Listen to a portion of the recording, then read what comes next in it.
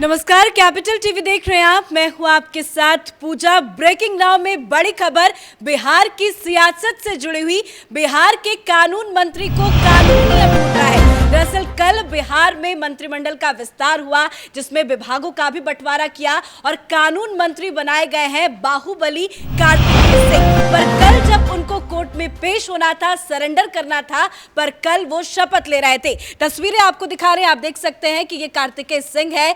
कल इन्होंने मंत्री पद की शपथ ली है, पर इनके खिलाफ 2014 का एक मामला है, जिसको लेकर इनको कल सरेंडर करना था दानापुर कोर्ट में। पर कल ये मंत्री पद की शपथ ले रहे थे। तो कार्तिकेय सिंह को लेकर राजनीति चरम पर है। बिहार में बीजेपी भी सवाल खड़े कर रही है और तुरंत उनके इस्तीफे की मांग अब की जा रही है। पर सवाल ये है कि बिहार में कैसी सरकार चल रही है। इस बड़ी खबर पे मेरे साथ न्यूज रूम से जुड़े हुए हैं कैपिटल टीवी के editor in chief doctor Manish Kumar. कल जहां सरेंडर करना था, पर ये तो जनाब शपथ ले रहे थे। देखिए, कार्तिकेय सिंह नाम का ये शख्स कानून मंत्री सुशासन बाबू के आशीर्वाद से बन गया। लेकिन कॉमेडी देखिए कि जिस दिन मतलब 16 अगस्त को उसे कोर्ट में हाजिरी देना था, वहाँ सरेंडर करना था, आप उन्हें कानून मंत्री बना रहे हैं।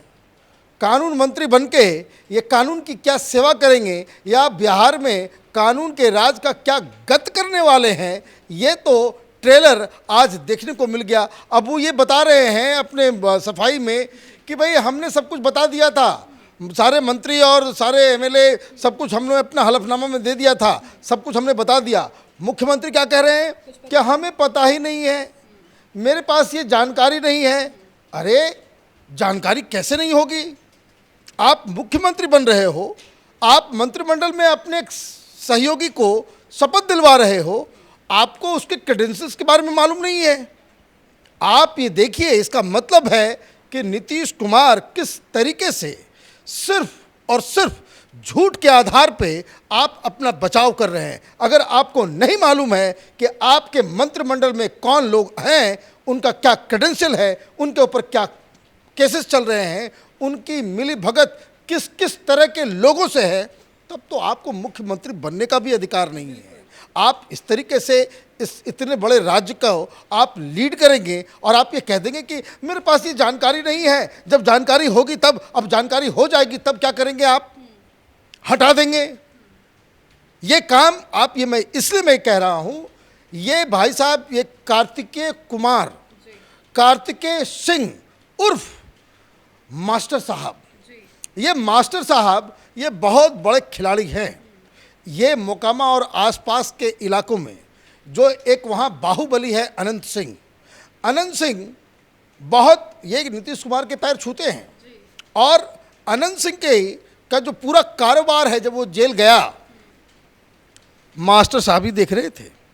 ये मास्टर साहब इनको इसलिए बोला जाता है, ये पहले बच्चों को पढ़ाते थे, लेकिन जितना ये बाहुबली का जितना भी कारोबार था, उसको जेल जाने के बाद ये चलाते थे। ये इतने क्लोज व्यक्ति हैं उनके कि उनको फिर एमएलसी बना करके भेज दिया गया।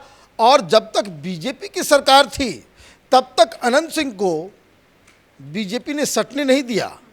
और जैसे ही ये सरकार बदलती है, बीजेपी बाहर और आरजेडी इन, तो आप देखिए कि आपने इस व्यक्ति के ऊपर, जिसके ऊपर 2014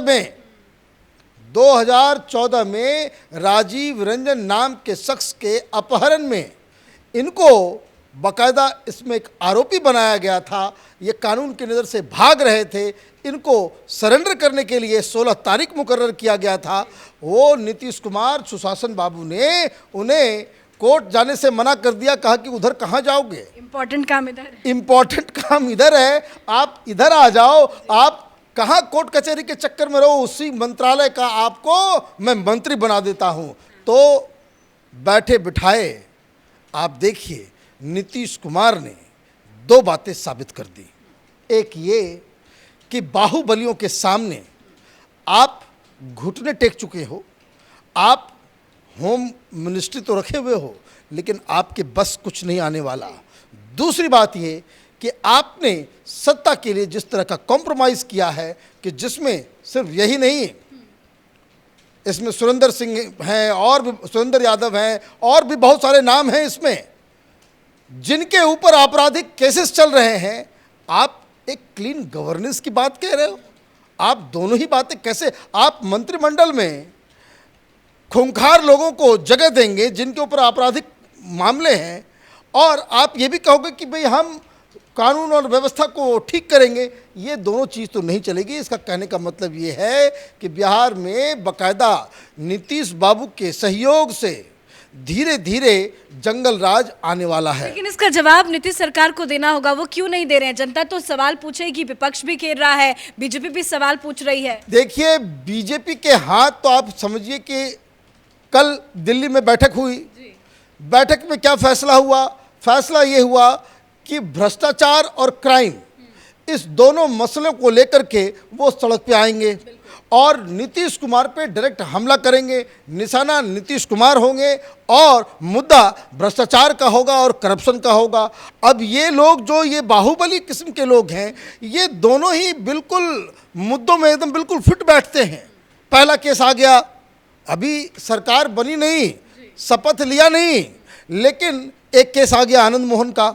आनंद मोहन के बारे में शुरू में जेडीयू की तरफ से भाई ये फेक न्यूज़ है, तो इसमें कोई सच्चाई नहीं है, पुरानी फोटो है, इस तरह की बातें बता रहे थे। अब क्या इन्वेस्टिगेशन से सामने आ गया कि बाकायदा उनको न सिर्फ सर्किट हाउस में रुकवाया गया। भाई सर्किट हाउस किसका है, किसके पैसे से चलता है? ये सरकारी सर्किट हाउस में आप अपराधियों को डालेंगे, आप वहाँ पे उनकी खातिरदारी करेंगे, एसी का उसको मौज दिलवाएंगे। जेल के अंदर में जिस आदमी को सड़ना चाहिए, उम्र कैद की सजा है उसको, एक आईएएस अधिकारी को गोली से भूनने के आरोप में ये शख्स, आप उसको नेता बनाने के चक्कर में आप उसको सर्किट हाउस में रुकवाते हो। और जो जांच इनकी ही अधिकारियों के द्वारा दी गई है कि आप न सिर्फ सर्किट हाउस में उनको रुकवाते हो, उनके घर भी आप लेकर के जाते हो। तो ये बात भी बिल्कुल ही, पहला केस आनंद मोहन का और दूसरा केस अनंत सिंह के इस राइट हैंड का। अब इसका मतलब क्या है? इसका मतलब ये है, बिहार में कहते हैं कि जो छोटे छोटे बच्चे होते हैं उनका जो तेज और प्रखर जो है वो कितना तेजस्वी निकलेगा, वो उसके ललाट में ही बचपन में ही दिख जाता है। ये दिखाना चालू कर दिए। अब ये जो है दो महा बाहुबली बिहार के, आनंद मोहन सिंह और अनंत सिंह, ये दोनों किस तरीके से सामने आकर के आप उनको प्रोटेक्शन देने का काम कर रही है सरकार। तो ये नीतीश, तो ऐसे कैसे चलेगा? कानून व्यवस्था इस तरह से रहेगी, कैसे चला पाएंगे नीतीश सरकार? देखिए, नीतीश जी बिहार की सेवा करने के लिए नहीं, अपनी कुर्सी बचाने के लिए उन्होंने ये सारे कॉम्प्रोमाइज़ेस किए हैं। सपना वो प्रधानमंत्री बनने का देखते हैं। एक राज्य ढंग से संभाला नहीं जाता, न नौकरी है, न डेवलपमेंट है, न कुछ है। और जो लोग जिनके खिलाफ सरकार को बिल्कुल सख्त होकर कार्रवाई करनी चाहिए, उनका महिमा मंडन चालू हो गया। यही खतरा तो प्रधानमंत्री बता रहे थे। अब इस मसले में भारतीय जनता पार्टी अब ये कह रही है कि आप पहले तो इससे इस्तीफा दिलवाओ। अब ये इस्तीफा दिलवा पाएंगे, नहीं दिलवा पाएंगे, कागज़ सामने में आ गया। नीतीश कुमार ये कह रहे हैं कि भाई हमें मालूम नहीं। ये बयान दिए हुए 3 घंटे बीत गए। मुख्यमंत्री कार्यालय में क्या ऐसा कोई व्यक्ति नहीं है जो फ़ोन करके दानापुर के कोर्ट से पूछे कि भाई क्या इसके खिलाफ कोई वारंट निकला हुआ था, क्या इसको वहाँ पे कोर्ट में, तो हर जगह आ गया है, सोशल मीडिया में भी आ गया है। ये कंफर्म करना और इनको बाहर का रास्ता दिखाने में कितना टाइम लगता है। और अगर आप नहीं कर पा रहे हो, इसका मतलब है कि आप एक जूनियर पार्टनर की तरह आरजेडी और तेजस्वी यादव के इशारे पे नाचने वाले कठपुतली मुख्यमंत्री बन गए हैं। Otherwise there is no reason कि कैसे कोई व्यक्ति जो कानून की नज़र में भगोड़ा हो, वो बाकायदा कानून मंत्री बना दिया जाता हो। नीतीश कुमार का ये टेस्ट है 2 चीज़ों का।